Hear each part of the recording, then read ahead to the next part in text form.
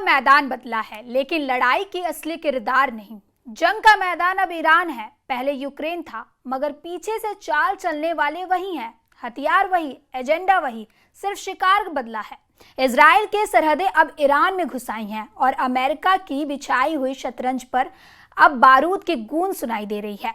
ये सिर्फ जंग नहीं, ये ताकत की भूख है, जहां सुपर पावर तबाही की गारंटी के साथ खड़ा है। यूक्रेन रूस जैसा एक और अध्याय, बस इस बार खेल के मोहरे बदल गए हैं।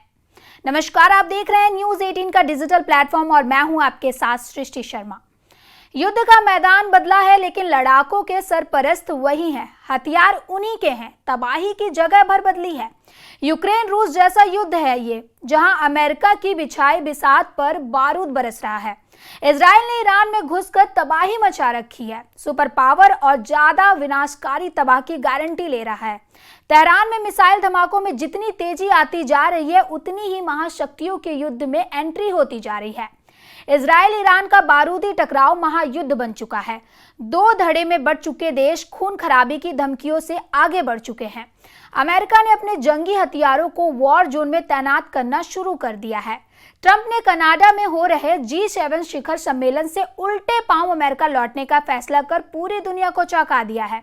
कनाडा से वापस लौटते हुए ट्रंप ने जो धमकी दी है, उसने साफ कर दिया है कि ईरान युद्ध में बहुत बड़े झटके झेलने वाला है। एक तरफ ट्रंप, जिसका मिशन है ईरान के एटमी बम का खात्मा, दूसरी तरफ नेतन्याहू, जो सिर्फ बम नहीं बल्कि ईरान के सबसे ताकतवर चेहरे यानी अयातुल्ला अली खामनेई को मिटा देना चाहते हैं। नेतन्याहू का ऐलान साफ है, खामनेई का सफाया होगा, तभी जंग खत्म होगी। ये कोई साधारण बयान नहीं है, बल्कि खाड़ी में अमेरिका इजराइल की नई रणनीति का ऐलान है। मकसद साफ है, ऐसा खौफ पैदा करना कि कोई मुल्क सिर उठाने की हिम्मत न करे, न बम न लीडर। ईरान को झुकाना है, वो भी पूरी तरह।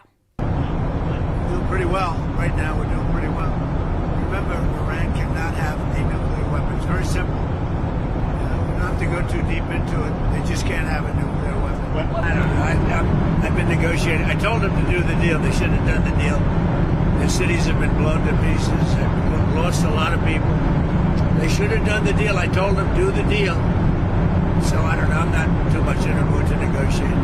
इजराइल दुश्मन के नाम के ऐलान भर का मौका देता है। दुश्मन ने अपना चेहरा चुना, उसके बाद उसकी मौत इजराइल तय करता है। लेकिन अली खामनेई किसी लड़ाका ग्रुप के लीडर नहीं, वो ईरान के सर्वोच्च लीडर हैं, जिनके लिए ईरान का बच्चा बच्चा जान दांव पर लगाने के लिए तैयार है। पूरा ईरान अपने सुप्रीम लीडर की एक आवाज पर उठ खड़ा होता है। वैसे भी सुप्रीम लीडर की जान को खतरे में देखते हुए ईरान ने उन्हें सेफ हाउस में शिफ्ट कर दिया है।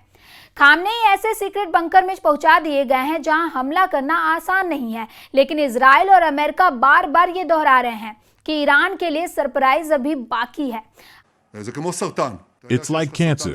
You know you have cancer that's going to kill you. You remove the cancer. You also undergo treatments and it might come back one day. But I believe we're keeping it away, let's say for a long, long time. I can't go into details because we have good assessments and we don't stop. We have more goals. And we are really going to do a root canal here. America बार बार ये दोहरा रहे हैं कि Iran के लिए surprise अभी आना है। अगले 3 से 4 दिन के अंदर ये सरप्राइज देखने को मिल सकता है। दावा ये भी किया जा रहा है कि हिजबुल्लाह के खिलाफ जैसे पेजर और मोबाइल बम का इस्तेमाल हुआ, उससे कई ज्यादा विनाशकारी हमले इजराइल करने की तैयारी में है। इजराइल ने अब तक ईरान के एटमी अड्डे, मिसाइल बेस को तबाह करने पर पूरा फोकस रखा है। इस बीच ईरान के जितने भी सैन्य कमांडर मिलते जा रहे हैं, उन्हें इजराइल मौत के घाट उतारता जा रहा है। इजराइल ने ऐलान कर दिया और ये ऐलान जंग को सीधे एटमी घमासान की तरफ ले जा रहा है, क्योंकि इजराइल जब ठान लेता है तो वो होकर ही रहता है। इजराइल कुख्यात है दुश्मन के सबसे बड़े चेहरे को मिटा देने में। हिसाब लगाइए, जिसने भी इजराइल से टक्कर ली उसके लीडर का अंजाम दुनिया ने देखा। अब बारी है अयातुल्ला अली खामनेई की। אני מזהיר את הדיקטטור האיראני מהמשך ביצוע פשעי מלחמה וירי טילים לעבר אזרחי ישראל. כדאי שיזכור מה עלה בגורלו של הדיקטטור במדינה השכנה לאיראן שהלך בדרך הזאת נגד מדינת ישראל. אנחנו נמשיך גם היום לפעול נגד יעדי משטר ויעדים צבאיים בטהרן, כפי שעשינו אתמול מול רשות שידורי התעמולה וההסתה. אני קורא לתושבי טהרן להתפנות מאותם מקומות בהתאם להנחיות דובר צה"ל בפרסית לשם הגנתם. תושבי טהרן, אל תסכנו את עצמכם ואל תהיו בני ערובה בידי הדיקטטור שמשתמש בכם לצורך הישרדותו. इजरायली पीएम नेतन्याहू ने कह दिया है, इस जंग का अंत तभी होगा जब खामनेई का अंत होगा। तो अब नाम गिनते जाइए, चेहरे पहचानते जाइए जिन्हें इजराइल ने मिटाया। गाजा से लेकर बैरूत तक, तेहरान से लेकर दमिश्क तक, इजराइल का निशाना सीधा है और वार घातक। इजराइल का पहला दुश्मन हमास का चीफ इस्माइल हानिया। इजराइल ने उसे ईरान की राजधानी तेहरान में बम धमाके में उड़ाया। इजराइल का दूसरा दुश्मन Hezbollah chief Hassan Nasrallah. Israel ने नसरल्लाह को बेरूत में उसके अंडरग्राउंड बंकर को बर्बाद कर मार डाला। इजराइल का दुश्मन नंबर 3 ईरान के इस्लामिक रेवोल्यूशनरी गार्ड्स कोर के सुप्रीम कमांडर हुसैन सलामी को इजराइल ने बम बरसाकर मौत दी। ईरान के टॉप मिलिट्री कमांडर अली शादमानी को इजराइल ने मार गिराने का दावा किया है। कमांडर गुलाम अली राशिद की मौत के बाद हाल ही में शादमानी को ये अहम जिम्मेदारी सौंपी गई थी, लेकिन अब वो भी खत्म कर दिए गए हैं। 5 दिन की जंग और 2 टॉप कमांडर ढेर। इजराइल ने अपने इरादे साफ कर दिए हैं। ये लड़ाई किसी भी हद तक जा सकती है, लेकिन इन सब के बावजूद ईरान के मिलिट्री कमांडर कह रहे हैं इजराइल की हार तय है। इस बार तो अमेरिका खुलकर इजराइल के साथ है। ट्रंप ने पूरे तेहरान को खाली करने की वार्निंग रिलीज कर दी है। यूरोपीय देशों ने इजराइल के हमले को जायज ठहरा दिया है, लेकिन प्रेसिडेंट पुतिन ईरान के साथ हैं, जिन्हें नजरअंदाज नहीं किया जा सकता है। पुतिन ने युद्ध समझौता करवाने का ऑफर दिया है। उन्होंने तो ईरान को ये तक कहा कि वो अपना यूरेनियम रूस को सौंप दे, जिससे युद्ध संकट का अंत हो सके। US officials tell us that the president flatly rejected a plan, an opportunity that the Israelis had to take out the supreme leader. Do you understand his concern? My understanding is his concern is that this would escalate the conflict beyond where it is already.